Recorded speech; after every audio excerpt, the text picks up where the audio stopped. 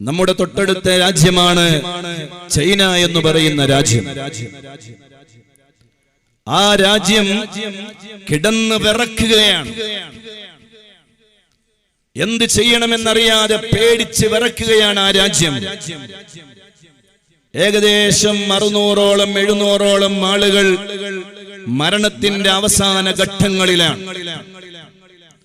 ഒരു വീട്ടിൽ ഒരാൾ രോഗിയാണ് എന്നറിഞ്ഞാൽ അയാളെ വീട്ടിന്റെ ഉള്ളിൽ പൂട്ടിയിട്ടിട്ട് പുറത്തുനിന്ന് കതകടച്ച് അയാൾ അവിടെ മരിച്ചാലും വേണ്ടില്ല, ജീവിച്ചാലും വേണ്ടില്ല എന്ന് പറഞ്ഞ് സ്വന്തം ഉപ്പയും ഉമ്മയും അടക്കം വീട് വിട്ടി പുറത്തേക്ക് പോവുകയാണ്.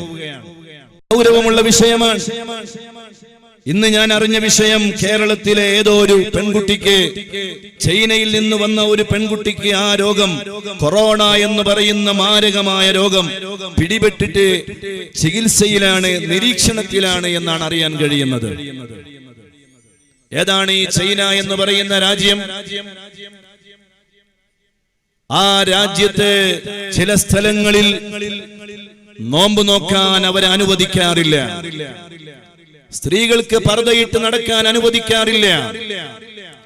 ആ രാജ്യത്തെ ഉറുഗ്യൻ എന്ന് പറയുന്ന ഒരു വിഭാഗം മുസ്ലിമീങ്ങളുണ്ട്.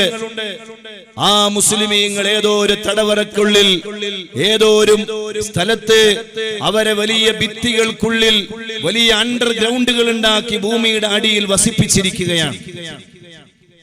എന്നാൽ ഇന്നെന്താണ് അവസ്ഥ?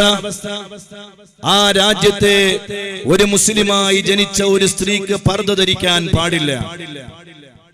എന്നാൽ ഗവൺമെന്റ് ഉത്തരവിട്ടിരിക്കുകയാണ്, സർവരും പർദ്ദ ധരിച്ച ശേഷം മാത്രമേ വീട്ടിൽ നിന്ന് പുറത്തിറങ്ങാവൂ. മാത്രമല്ല, ദൈനംദിനം ഓരോരുത്തരും നടന്നു പോകുന്ന സമയത്ത് മരിച്ച് കുഴഞ്ഞ് വീണ് അവിടെ അങ്ങ് മരിച്ചുകൊണ്ടിരിക്കുകയാണ്.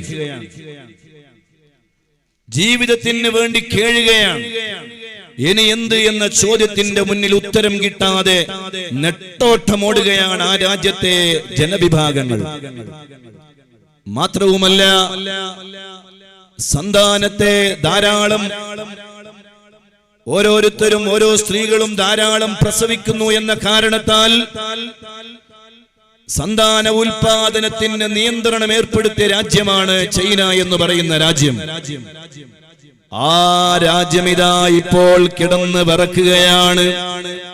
ഓ എന്റെ കരളിന്റെ കഷ്ണങ്ങളായ മുഅ്മിനീങ്ങളെ, അതേ അപ്പോഴും ആ ഭിത്തികൾക്കുള്ളില്, അണ്ടർഗ്രൗണ്ടിന്റെ ഉള്ളില് ഒരു വലിയ വിഭാഗം മുസ്ലിമീങ്ങള്, അവർക്ക് ടെൻഷനില്ല, അവർക്ക് പ്രയാസങ്ങളില്ല. പീഡനത്തിന്റെ ഭാഗമാണ്.